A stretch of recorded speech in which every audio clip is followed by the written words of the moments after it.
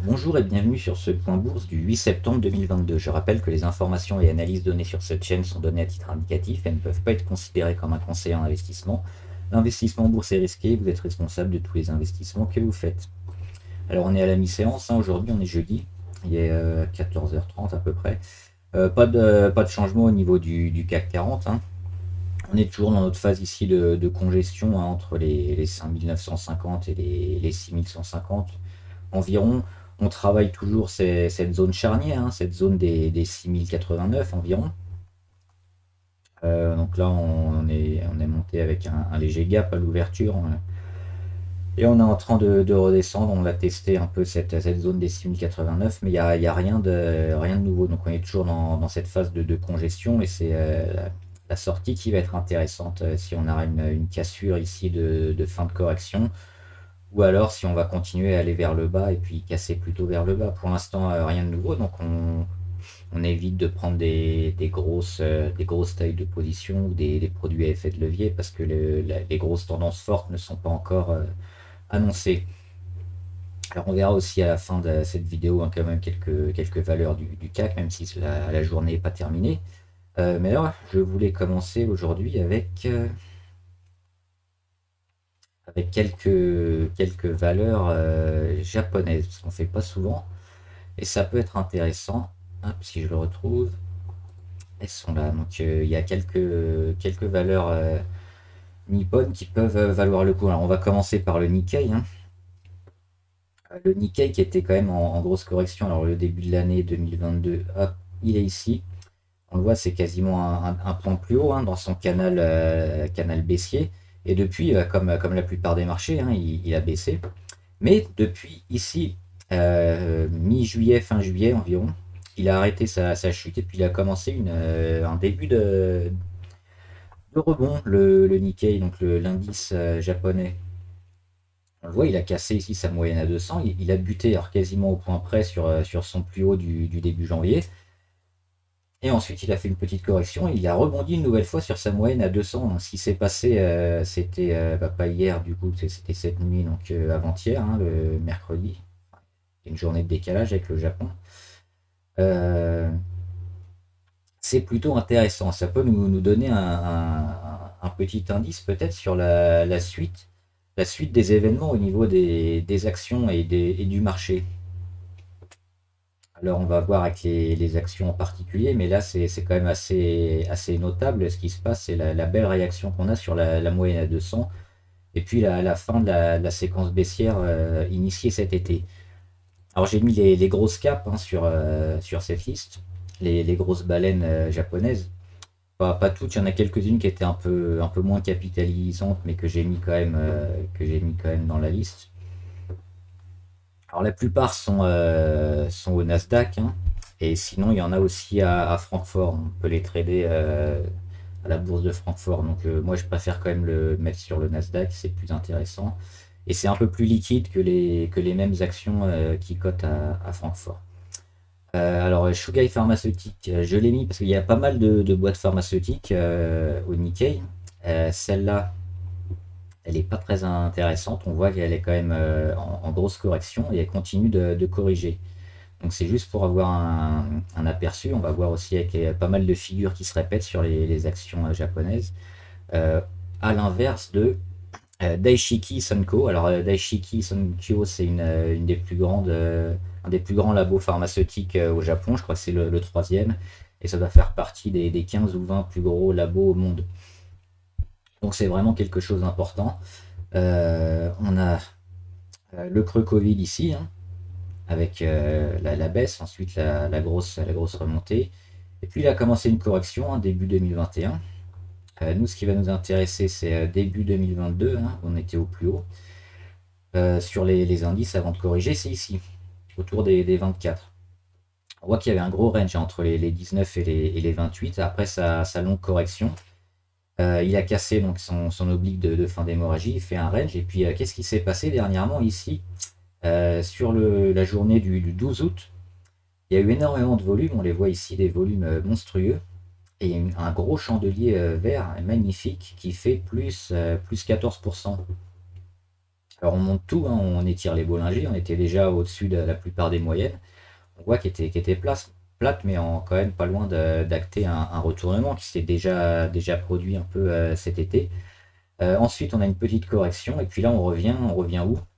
Sur le haut de notre range qu'on a réussi à casser. Et c'est important parce que c'est ce niveau-là, hein, qui avait permis au titre de bondir véritablement. C'est le niveau des 27-28 environ. Donc là, on retrouve des niveaux comparables autour des 28 dollars, hein, parce que celle-là est cote au Nasdaq. Intéressant à prendre peut-être ici pour continuer sur un petit repli.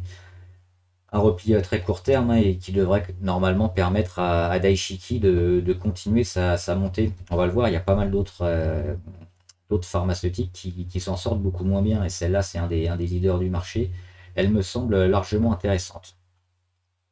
Daikin. Alors Daikin aussi, on voit la courbe, hein, avec les moyennes les plus longues qui sont à la baisse. Alors Daikin, elle s'en sort un peu mieux que certaines, parce qu'elle a déjà commencé à tenter de sortir par le haut. Ensuite, qu'est-ce qu'elle fait? Bah, comme d'habitude, hein, une fois qu'on a cassé l'oblique, souvent on revient un peu tester l'oblique.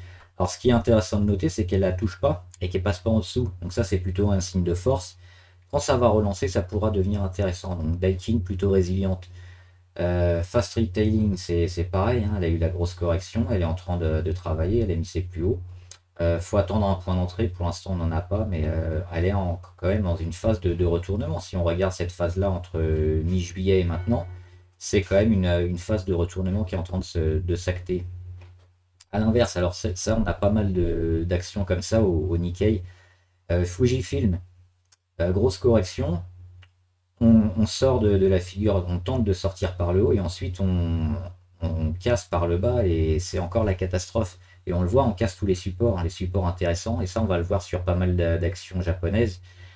C'est pas terrible, donc on a des actions un peu comme ça qui surperforment, mais on a pas mal d'actions qui sont en baisse. Les volumes quand même assez significatifs, donc Fujifilm devra aller chercher notamment beaucoup plus bas. Hitachi, on voit les moyennes mobiles ici en rose, hein, celle à 200 qui nous intéresse, qui est en train de se retourner à la baisse aussi. Alors Hitachi, elle a une grosse zone de congestion, c'est même plus de la congestion ici, c'est entre 83 et 103. Il va falloir la travailler et puis essayer de sortir d'un sens ou dans l'autre, mais pour l'instant, c'est quand même orienté plutôt vers le bas Hitachi. Honda, c'est pareil, on voit ces moyennes qui sont ascendantes jusqu'au début de l'année, et puis depuis le début de l'année, ça commence à corriger. Alors si on dézoome, hein, on voit qu'Honda est quand même bien orientée aussi vers le bas. Elle a un petit support autour des 23 dollars qui peut se tenter. Mais pour l'instant, il n'y a pas grand-chose à faire. Keyens, c'est pareil, hein, on a la droite de fin d'hémorragie qu'on coupe cet été. Ensuite, on va chercher les plus hauts. Alors, on n'est même pas allé chercher la moyenne à 200 ici. Et on commence déjà à tout rendre. Attention sur Keyens. Mitsubishi, voilà l'exemple, hein, de ce qu'on a souvent sur le Nikkei. Euh, Tentative de sortie au début de l'été, hein, fin d'hémorragie. Ensuite, on va chercher les plus hauts pas loin de la moyenne mobile. Et ensuite, on recasse tout. Et là, on casse à nouveau le support des 5 dollars. Donc sur Mitsubishi, c'est pas terrible. C'est pas terrible. Ça va certainement aller beaucoup plus bas. Peut-être ici sur les 4,50, voire encore pire. Donc bien choisir ces actions japonaises. Alors pourquoi j'ai fait aussi les actions japonaises? Parce qu'il y a d'une part le Nikkei qui semble intéressant. Et d'autre part, pour... je vais y revenir après. Hop, Nintendo. Nintendo, ça continue de descendre, hein, on voit, et là aussi les supports à 52,7 qui avaient été travaillés ici, c'était un point pivot à la fin de l'année dernière, en octobre-novembre, qu'on a retravaillé, et là on revient de casser depuis environ une semaine, 10 jours. Donc c'est ce qui se passe. Il y a pas mal d'actions japonaises qui sont en train de dégringoler un petit peu, on voit, avec des gros pics de volume, hein, ces 2 derniers jours. Donc Nintendo, ils vont vraiment confirmer leur gros canal baissier ici. Nippon Télégraphe et Télécom, ça a été mis en introduction assez récemment, hein. On le voit, c'est pas le creux Covid ici, hein, parce que c'était fin décembre 2019, même si on parlait déjà du Covid, ça a eu lieu après, c'était en février 2020. Donc ce creux-là, c'est plutôt la suite de l'introduction qui s'est mal passée. On est parti donc de plus de 45 euros à une vingtaine d'euros. On a baissé jusqu'au 17 et puis après, ça a commencé à avoir une valorisation intéressante. On est remonté jusqu'au 30 et puis là, on est en phase de correction. On regarde les moyennes, même si elles sont toujours ascendantes. On commence à venir ici jouer sur la moyenne à 200 et il faudrait pas y rester trop longtemps en dessous parce que sinon, ça va aussi aller vers le bas sur Nippon Telegraph Télécom. Donc là, on a une belle phase de congestion hein, que tout le monde voit avec cet oblique ici en bas entre les 26 et les 27, 50, les 28 pour arrondir. Donc c'est aussi cette zone-là qui va être travaillée et qui va nous permettre de sortir soit par le haut, soit par le bas pour donner une tendance à nouveau un peu plus longue et un peu plus forte sur le titre. Oriental Land, c'est pas très intéressant, je l'ai mis quand même, mais elle n'est pas très liquide. Recruit Hill, je sais même pas comment ça se prononce ça. Je ne sais pas non plus. Elle est dans un petit range, alors elle aussi, elle casse son oblique de fin d'hémorragie, elle va chercher les plus hauts, elle commence à corriger. Mais elle tient quoi? Elle tient ces niveaux ici, ces niveaux de cassure de fin d'hémorragie. Donc ça, c'est important. Hop, on va le noter ici. On casse au niveau des 6-10. Et c'est une zone qu'on peut mettre souvent hein, quand on voit les cassures de fin d'hémorragie. C'est une zone qu'on peut noter. Et là, sur lequel le titre revient et rebondit. On le voit, il a rebondi déjà le 1er septembre. Et puis là, hier, cette nuit, le 7 septembre, mercredi. Donc plutôt intéressant. Un niveau pivot qui peut permettre au titre de tenir. Shin-Etsu Chemical, c'est pareil. Grosse tendance dégradée. Et là, on arrive sur un support.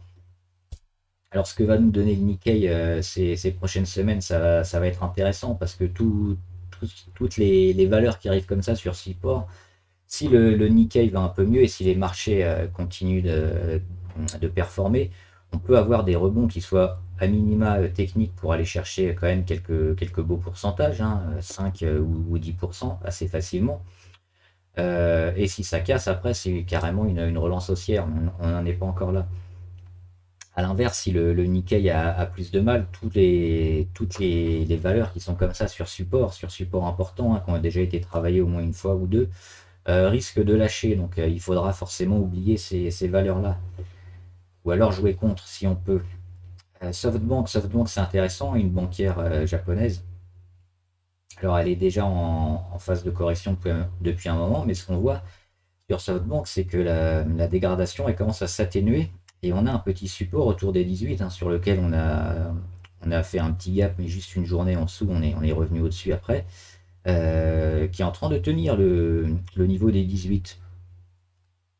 Donc ça peut valoir le coup si on a comme ça un début de retournement. Alors là, on n'en est pas encore là, mais on voit toutes les moyennes mobiles qui sont en train de se regrouper. Ça, c'est intéressant parce que souvent, quand on arrive à un regroupement de moyennes mobiles et qu'on casse tout à la hausse, derrière, on balance une séquence haussière bien forte, bien longue, bien importante. Donc, se placer dans ces niveaux-là, c'est une bonne idée. Alors là, on n'en est pas encore là. Ça va probablement être peut-être encore toute la fin du mois de septembre, voire un peu plus, mais c'est le genre de config qui se surveille parce que ça peut faire très mal. Donc en cas de relance, SoftBank devrait être bien parmi les meilleurs. Au niveau des pourcentages, on va regarder.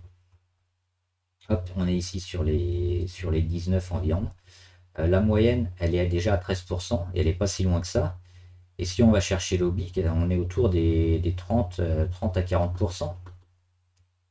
Donc une relance sur le marché japonais peut grandement aider SoftBank à surperformer.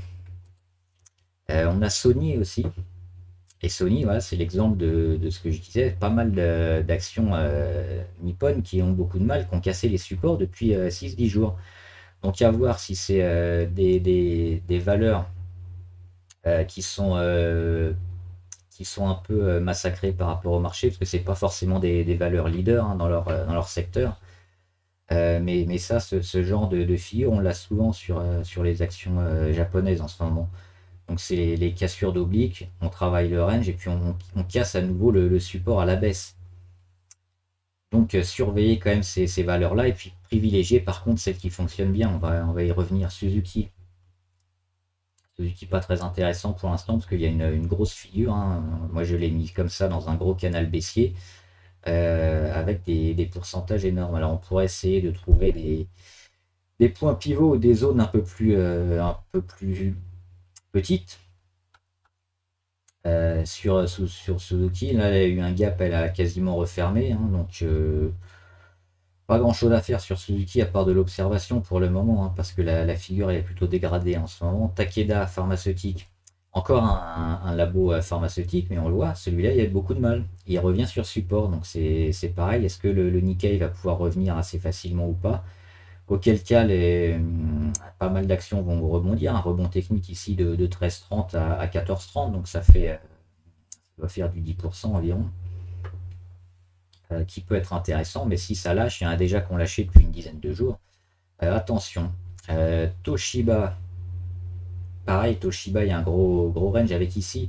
On a noté un pic de volume et puis un gros pic sur le chandelier, hein, où on a pris exactement 22%. Ensuite, elle avait un niveau de valorisation qui était à peu près ici, sur un niveau médian des 21.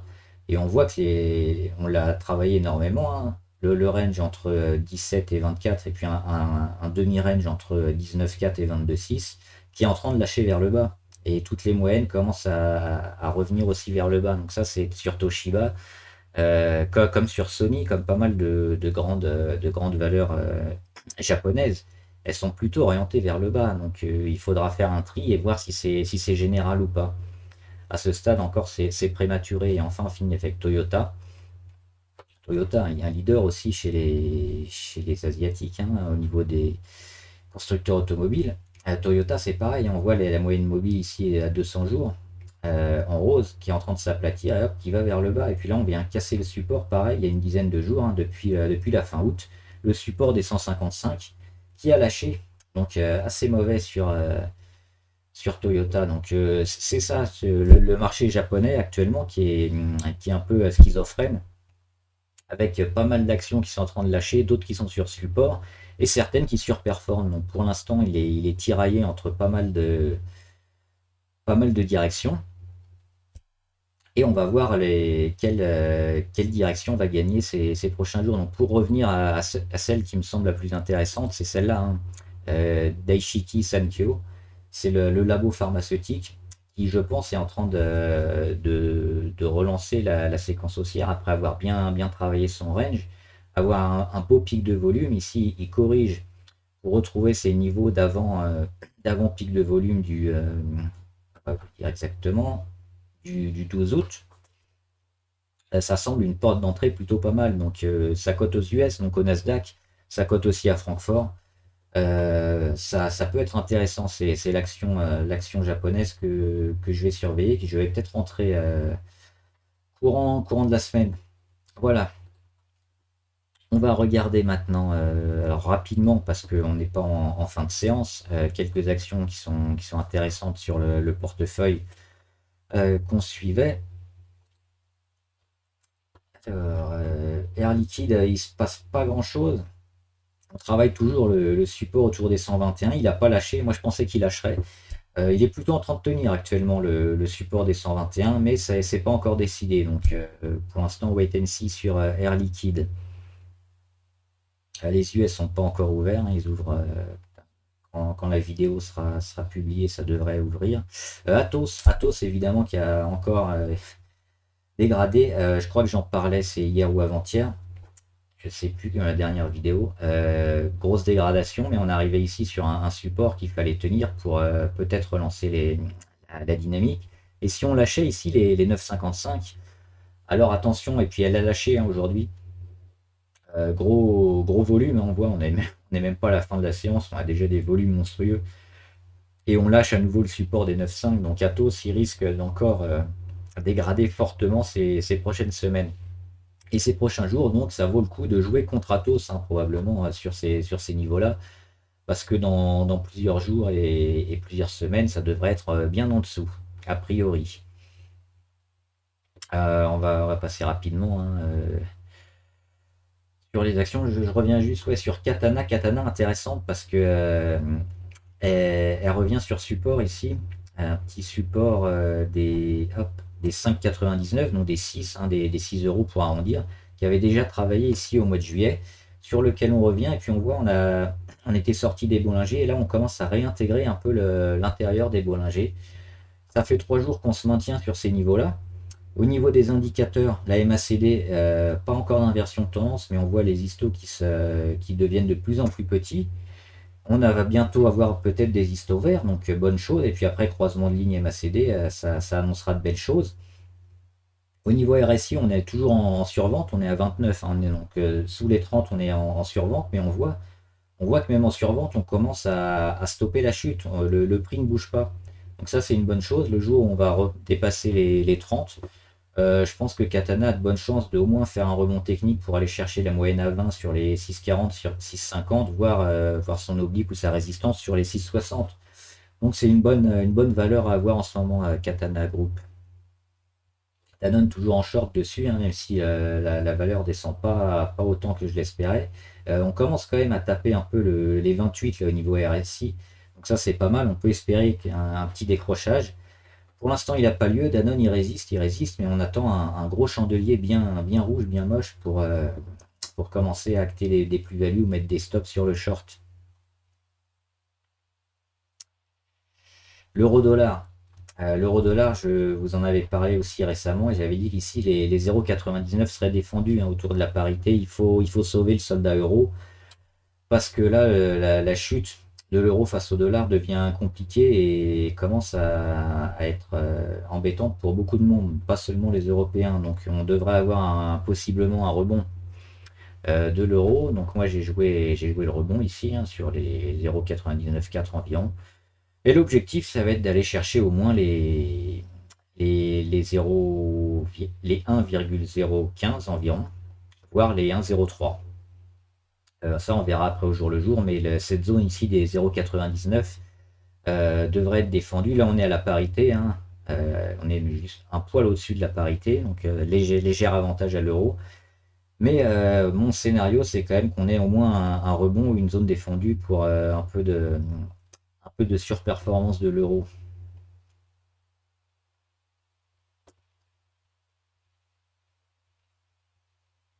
Meta Platform. Alors Meta Platform, ils commencent à confirmer leur support. Ici, on est à 154 et à chaque fois sur les 154, c'est racheté. Ça, c'est pas mal. On n'a pas de volume, par contre, on n'a pas le pic de volume qui nous dit ah, il faut se mettre sur Meta Platform. Donc Facebook. Par contre, on a une petite oblique ici. On a pas mal d'obliques, hein, mais la dernière, hein, ici sur les plus hauts du printemps dernier, commence à former une petite congestion sur le titre. Donc ça peut peut-être valoir le coup de bientôt se placer, parce que si on dégrade les 154, 153, on quittera la position, mais sinon on peut avoir une belle montée comme on a eu sur Netflix, hein, qu'on a joué récemment, qui était plutôt intéressante. Donc à surveiller, pourquoi pas aussi jouer Facebook bientôt. Neoen, oui, ils ont fait des bons qui n'ont pas été appréciés quand ils l'ont annoncé, hein, des Océanes. Le titre a explosé hier. On est descendu ici jusqu'à 36 euros avec une mèche basse qui a sorti beaucoup de monde et puis on est revenu et aujourd'hui on reprend encore 2% et on revient dans les niveaux actuels, hein, qui pour l'instant ne change pas la tendance mais quand même ça continue d'être dégradé sur Neoen, donc le secteur énergétique qui était plutôt favorable. Neoen, ils se prennent quand même une petite mine. Pour l'instant ils résistent, à voir si cette mèche basse était plutôt une opportunité ou à l'inverse, ça nous annonce quand même une continuation de la correction parce que là, on a entre le 29 juillet et le 26 août, donc un mois, on commence à mettre des plus hauts et puis on n'arrive pas à les recasser. Et des choses aussi assez importantes, la moyenne à 50 ici en jaune que j'utilise beaucoup, sur lequel on a buté ces derniers jours et laquelle on n'arrive pas à redépasser. Ça, c'est assez négatif aussi sur Neoen. Prudence.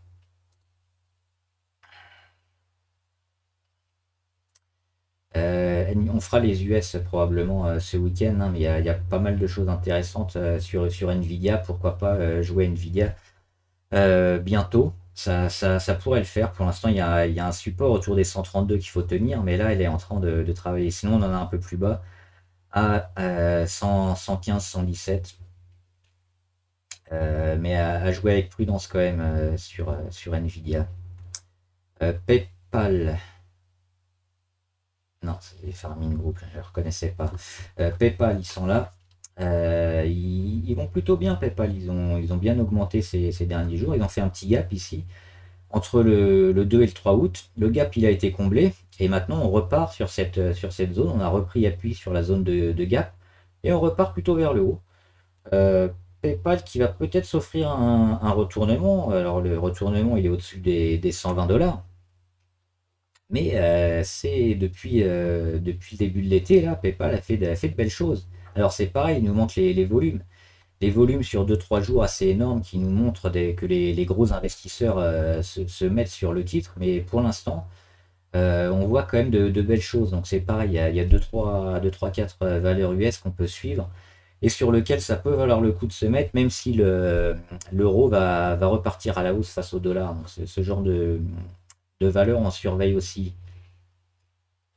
Saint-Gobain, je suis toujours en short, peut-être pas pour longtemps, hein, parce que j'ai mis un stop autour des 41,16 environ. Mais la tendance est toujours dégradée. Pour l'instant, on a la moyenne à 20 qui va arriver ces prochains jours au contact du prix. Ça devrait le faire réagir à la hausse ou à la baisse.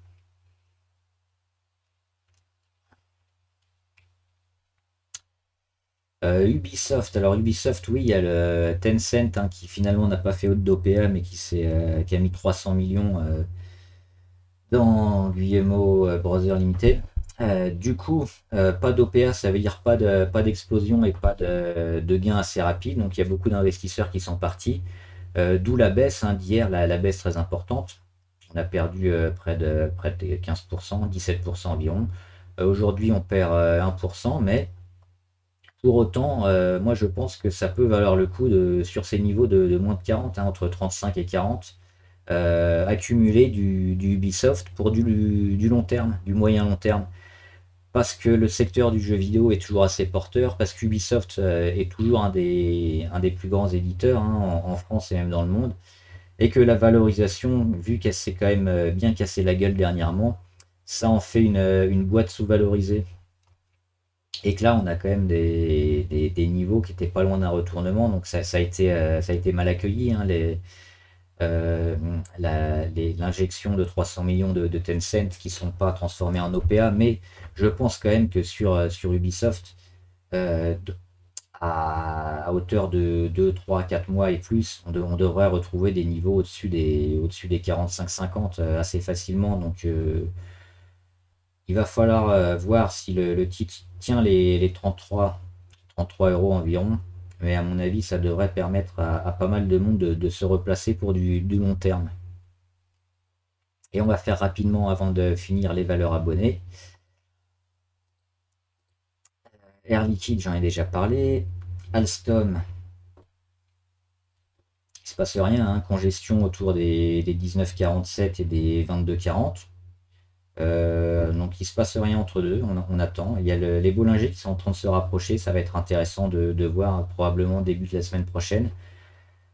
Si le titre tente quelque chose ou pas, pour l'instant il se passe rien. Avenir Télécom, pour moi il n'y a pas d'avenir, hein. On n'est même pas à 1 centime, 0,008, c'est moche.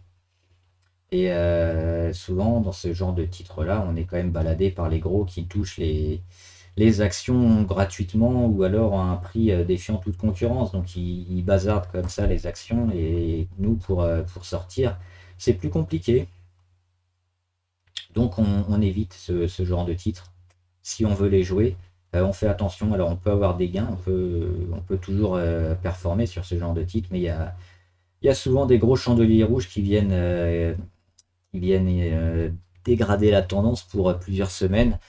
Et après, si ça arrive au moment où on vient d'investir, on n'est pas prêt de retrouver notre capital. Donc moi, je suis assez négatif face à ce genre d'action, même s'il y a des péniques qui valent le coup, hein. Celle-là, pas tellement. Katana, j'en ai parlé aussi. Esso, alors il y a un abonné qui nous disait qu'il y avait les résultats qui devraient paraître bientôt sur Esso. J'ai pas vérifié la date. La hausse, elle est énorme hein, sur Esso. On a pris, je crois que c'est 300 ou 400% en 8 mois. Et on voit qu'on n'arrive plus à aller chercher plus haut maintenant. On a les chandeliers qui sont devenus bien gros hein, par rapport à ce qu'ils étaient avant. Qu'on commence à retrouver des niveaux un peu plus normaux au niveau de la volatilité. Mais on n'arrive pas à casser et à retrouver les plus hauts sur 72. On voit cette bande des Bollinger qui est en train de se stabiliser, voire d'aller plutôt vers le bas. Est-ce que les résultats vont être absolument tellement exceptionnels qu'on aille encore vers le haut? Quand on sait que la plupart du temps ils sont vendus et que là on a déjà explosé, moi je prendrais mes profits. Voilà. Eutelsat, il n'y a rien de nouveau sur Eutelsat, donc pour l'instant il ne se passe rien, on va pas commenter. Gossin, Gossin c'est cette zone-là, hein, des 4, 4,22,8 qu'il faudra casser environ. On a déjà un peu, on l'a testé, on l'a cassé, mais on est revenu rapidement dans le range un peu en dessous. Et on a ce support à 3, 3,35. Mais la tendance, elle est quand même dégradée sur Gossin. Pour moi, c'est moche tant qu'on n'arrive pas à voir un peu les moyennes les plus hautes à porter. Ici, on a la moyenne à 200, elle est autour des 5,24. Ça veut dire que ça fait un gap de 31%. Donc c'est beaucoup trop pour Gossin qui devra encore travailler pour qu'on soit assez confiant et se placer dessus. Hein. C'est pas bon pour le moment. Groupe OKWin qui commence à corriger un petit peu, mais qui a toujours des volumes très intéressants. Donc attendre quand même peut-être. Alors là aujourd'hui c'est peut-être pas le meilleur moment de rentrer hein, parce qu'on commence à rentrer dans les Bollinger. Donc le plus haut de la hausse est peut-être ici sur les 16,20. Hydrogène refueling. Intéressant. Intéressant pourquoi? Parce qu'on a déjà la grosse correction. Alors c'est une action nouvelle aussi, hein, mis en circulation en février 2021. Donc elle a un an et demi. L'introduction s'est moyennement passée, hein, sauf si les premiers jours on est bien monté autour des 39-45. Et ensuite on a baissé, on a baissé, on a baissé pour retrouver un niveau autour des 19, une valorisation qui s'est bien stabilisée sur les 19. Et finalement on commence à s'en sortir. Hein. On a cassé sur les 21. Et maintenant on retrouve les moyennes les plus hautes sur laquelle on travaille actuellement. Donc il faudra probablement casser les 24,8 hein, pour acter le retournement sur hydrogène. Pour l'instant ça n'a pas lieu. On va probablement avoir un peu de zigzag hein, entre cette zone entre 21 et 25. Mais si on arrive à tester un peu cette zone là des 24,80 et qu'on la casse, ou alors un peu avant, mais qu'on arrive à bien se maintenir juste en dessous, ce sera assez positif. Hein. Niveau indicateur, on n'a pas grand chose, hein. C'est plutôt neutre actuellement. La TCOR, il y a un petit gap ici qui a envie d'être comblé, donc moi je suis plutôt réservé, d'autant que la tendance elle est quand même nettement dégradée sur la TCOR et qu'on est au-dessous de 1 euro. Hein. L'euro il était là. On était avant Covid à 1 euro, 1,05 € et puis depuis on a fait que baisser. On a du mal, on vient tester la moyenne à 200, on la tient pas, on continue de baisser, on va aller probablement combler le gap. Pas loin d'un retournement, mais il faudra des volumes et des volumes soutenus. Pour l'instant, on les a pas.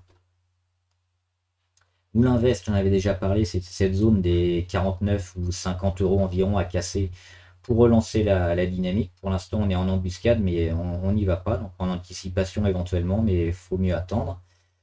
Sanofi, il ne se passe rien non plus. Et pas Schneider Electric. C'est entre dégradé et neutre Schneider Electric, parce qu'on a une zone ici où on voit les moyennes à 200 qui commencent à s'inverser et aller vers le bas. Maintenant, la force du rebond, elle est comment? On est parti des 109 ici pour s'extirper de notre canal baissier ou notre biseau descendant, hein, comme on veut. On a réussi à le casser. On a cherché notre moyenne à 200, donc on n'a pas réussi à la toucher. et on réintègre et on vient refrôler ici la première oblique qu'on a cassée. Alors on l'a touché, on n'est pas passé en dessous, on rebondit un peu dessus, on retravaille notre support des 121. Donc c'est pareil hein, que sur quelques titres japonais. Schneider Electric, elle a des signaux positifs et des signaux négatifs en même temps. Donc c'est vraiment une phase de construction vers laquelle on va pas prendre position parce qu'il y a des signaux divergents. Donc on va attendre d'avoir une figure un peu plus nette et un peu plus de visibilité sur le titre. Actuellement, c'est compliqué. Stellantis, enfin. Stellantis qui fait un peu la même chose, mais on voit la force du rebond, elle est un peu plus forte, parce qu'on n'est pas revenu sur cette oblique ici, l'oblique qu'on est venu casser. Et on note, hein, comme, alors je sais plus ce que j'ai fait en début de vidéo, mais je crois que c'était au Japon, où on avait noté la zone sur laquelle on casse la dernière oblique hein, de fin d'hémorragie. Donc ici sur Stellantis, c'est 12,97,5. Et ben on revient à la tester, on voit, on casse, on va chercher la moyenne à 200 et un peu au-dessus, on revient, et on n'épouse pas complètement l'oblique rouge ici, on s'arrête avant sur notre cassure d'oblique sur les plus hauts. Donc ça c'est important, c'est plutôt un signal de force sur Stellantis qui va retravailler cette zone-là, et si elle repart à la hausse, elle aura la moyenne à 200 en objectif assez proche, parce qu'on n'est pas loin, et un retournement en vue. Donc sur Stellantis, ça se surveille, et si on revoit des belles journées, des volumes intéressants et quelques chandeliers verts, alors oui, Stellantis, ça vaudra le coup de se placer. Voilà, j'espère une vidéo un peu longue aujourd'hui en milieu de journée. J'espère que ça vous a plu, que ça vous a aidé surtout. N'hésitez pas à mettre un pouce en l'air, hein, ça fait toujours plaisir, et à partager aussi la vidéo avec des amis que ça puisse aider. Abonnez-vous aussi à la chaîne, comme ça vous serez au courant de toutes les vidéos qui sortent. Avec la petite clochette YouTube, vous aurez une notification. Et si vous avez des valeurs auxquelles vous croyez, bah, vous pouvez les laisser en commentaire ou des questions sur le trading en général, n'hésitez pas. Et si vous avez aussi des questions sur des actions, on fera les analyses graphiques ici en vidéo. Voilà, bon trade, à plus.